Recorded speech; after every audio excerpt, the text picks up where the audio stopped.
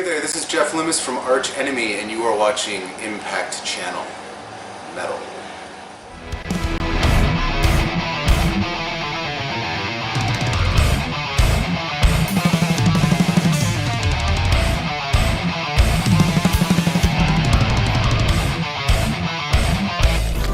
Hi everyone, we are here with Jeff Loomis from Arch Enemy. Greetings. Greetings. And welcome back to Hungary again. Thank you very much. How was the last show here for you? It was really good. It was, I think, right around the same time, wasn't it? Last year, something like that. I think in February with February? with Nightwish. No, we played this very venue actually. Really? Yeah, roughly about a year ago. All right, then. So this is my second time back at this particular place. Yeah, and it was really good the last time. But you're right, we did play with Nightwish as well, and that was very good too. So yeah. You joined Arch Enemy almost 2 years ago. How do you feel in the band? I feel really welcome. I joined in November of 2014, and Michael was initially the one to give me a call and ask me if I was interested in picking up a 6-string guitar again. And Michael and I go way back. I've known him for a very long time. I've known him, Charlie, and Daniel. Because as you know, we used to do some tours together back then with my previous band. So I've stayed in touch with Michael over the years, and it was kind of a no-brainer for me not to say yes to this whole thing, because I'm a really big fan of the band and I love the music. So for me personally, it was an easy decision. I miss touring again as well, and I wanted to get back out on the road and play, and this is a perfect opportunity for me to do that. Wasn't it strange to pick up the 6-string guitar again? A little bit, but I think it's kind of like, if you can kind of think of it as riding a bike, you never really forget how to ride a bike, so picking up a 6-string was it was an easy thing for me to do. I mean, 6-string guitar is just like, I think what took me getting used to was the tuning that they use, which is a very lower tuning, but I got used to it quickly, and it's 52 or? These strings are pretty heavy, actually. That's like 52 on the bottom and 11 on the top. All right. Yeah. What are your thoughts on 8 and 9-string guitars? I don't really think about it too much, I think 7 is 7 is enough for me, where you can get enough low end and heaviness out of that. I'd have nothing against 8 and 9-string guitars. It's just it's something I really wouldn't move forth with. I have an 8-string at home, but I rarely play it. Okay, so let's go back in time a little bit. What was the first song you ever learned and the first solo? The first song I ever learned and the first solo, I think it was "Where Eagles Dare" by Iron Maiden. I had a friend who lived behind me when I was growing up who got me into metal initially, and he had the Peace of Mind album. And I just remember that opening drum roll.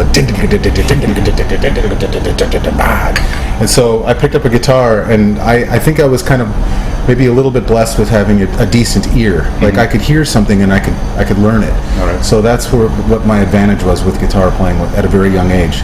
So I just kind of picked it up and just kind of learned that. That was the first rhythm I learned. And then for solo, I don't really recall, but I think it was probably something like Eddie Van Halen's Eruption with the tapping thing, because I just loved the sound of that so much. And back then, all we had was record players. So what I would do is I'd take the record player and slowly spin it, so the notes would go slower, and I'd slowly figure out like what notes he was using, And I think that was probably the first segment of the solo that I learned was Eruption. And what was the first show as a fan and as a musician? As my first show in my life that I've ever performed? Yeah. It was, I think I was about 14 or 15, and we won this thing called like a Battle of the Bands contest, and we played a bunch of cover songs, and we actually won the contest, and we won some studio time, and that enabled us to do our first demo. But that was my first show that I did as well. As a fan, what was my first show? It was Kiss on the Lick It Up tour, 1982. I was like 13 years old or something like that. Yeah. It was when they didn't wear makeup. It was like the first tour they did without makeup, which was kind of cool, I thought. So, yeah. If you think about your history and all the things you have achieved in your life, what was the biggest lesson for you? I think just how to properly tour. You know what I mean? And to take care of yourself. Like when you're young and you're touring and stuff like that, you have a lot of things that are handed to you for free. You know what I mean? Beer, cigarettes, all that bad stuff, you know. And sometimes if you don't handle that stuff in moderation, things can get out of control. And I've learned since then to really look after myself and to take care of myself, and to always be warmed up and just to always take care of your body. You know, it's like your temple. You know, you have it for the rest of your life, so take care of yourself. You know, and that's what I do now. So. I don't want to say that I regret anything that I did, because I had a lot of good times back then, partying and all that stuff, but now I really just try to focus on health and playing guitar excellent every day. That's what I do. It's my job, and I enjoy doing that, so I want to do it for a long time to come. You know? If you could be the teenager Jeff Loomis, what would you tell yourself? Boy, these are really good questions. Oh no. I would just probably, I don't know, man. I would probably just try to focus more on my instrument. You know what I mean? I'd just try to be focused on certain things that I didn't spend enough time on. You know what I mean? Because I mean, guitar is such an expressive instrument. When you're playing it, there's so much you can do with it. You know. And for me, I'm kind of like a shy person, so my feelings and my emotions and stuff usually come out on this thing. So I would probably have just spent more time focusing on certain things, like theory and stuff like that.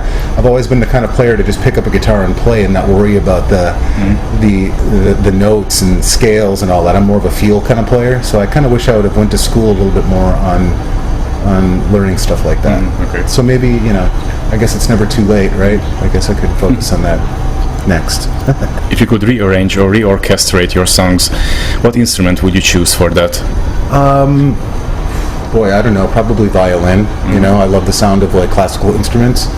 I also love the sound of like harpsichord and piano. So maybe those three. Those are my favorite classical sounding instruments.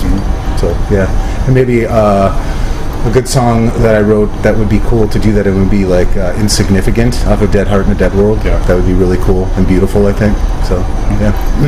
As far as I know, you play piano too, right? A little bit, man. You know, I'm not like classically trained or anything like that, but I can you know, mess around a little bit and come up with melodies and stuff, but I'm no professional pianist or anything.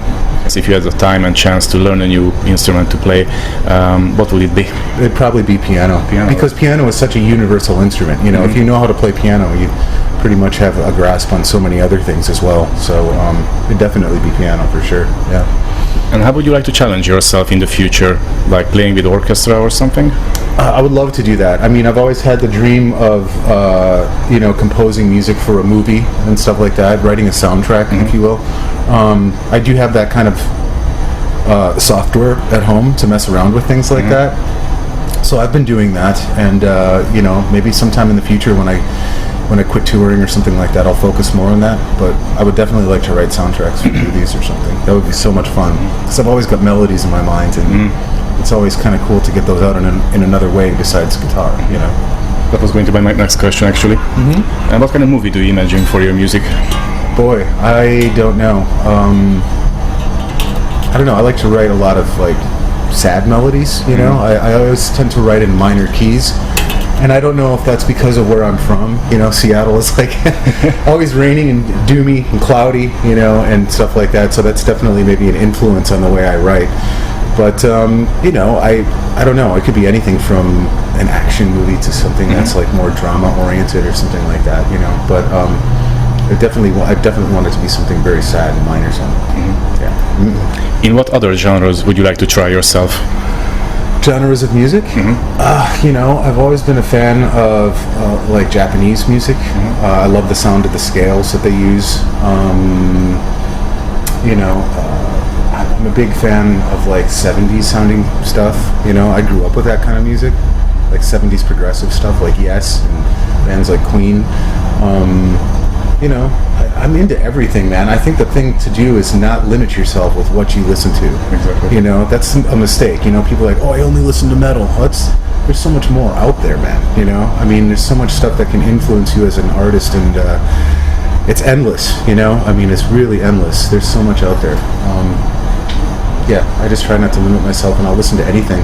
Normally, it's like depending on the type of mood I'm in that day. You know, if it's a day that I'm not feeling like, you know, very happy or whatever, I'll put on something that's, you know, that'll make me feel better, you know. Music can do that. It can bring the soul back up when you're feeling down, you know. or it can do the opposite. So you believe in the healing power of music? Of course, yeah. That's half of the reason I'm in it in the first place. What does art mean to you?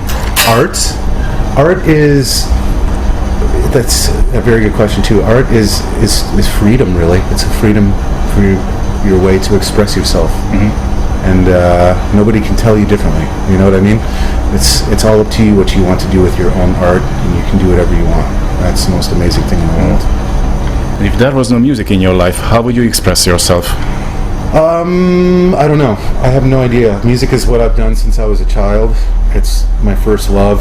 I think when you start growing up and, you know, finding out other things in the world that you like, you start spending more time and focusing on that as well. I found a love for cooking. I love to cook when I'm at home. I used to be a chef, you know, before I was a musician, a professional musician, so I love spending time in the kitchen, and I was trained by really good chefs as well too. So I think that's maybe something I would do if I didn't do music, with it. Maybe do something in the culinary field or something like that. What's your specialty? Italian food, of course. Yeah, I love Italian food, and can make just about anything. It's always great to cook when you have fresh ingredients. You know, it's the best.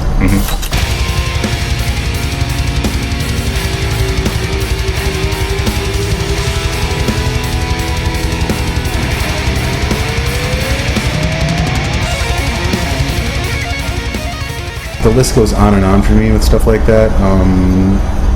I would like to work with, you know, I've been so lucky already to work with so many people that I love. You know, I've gotten the opportunity already to work with like Marty Friedman and Tony McAlpine. You know, these guitarists are guitarists that I grew up with listening to, so I'm very lucky in that sense. But forming a supergroup or something like that, I don't really know. You know, it's like I have no idea.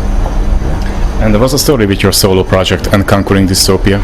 Well, Conquering Dystopia is more of a project, you know, because everybody that did Conquering Dystopia, Keith Merrow, myself, Alex Rudinger, and Alex Webster, all are in other bands. Okay, so Alex Webster is in Cannibal Corpse, Alex Rudinger is in a band called Good Tiger, and I, of course, am an arch enemy, and Keith is working full-time for Seymour Duncan Pickups.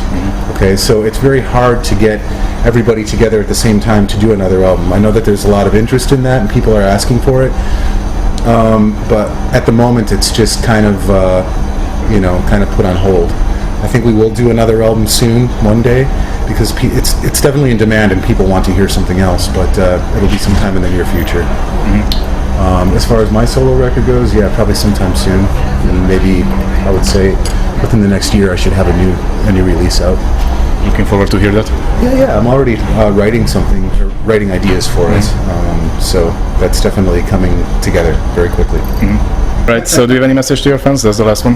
Yeah, it's great to be back in Budapest, and you know, obviously my career goes way back, playing shows here many years ago, so it's always great to be back and visit the city, and thank you, Heavy Metal.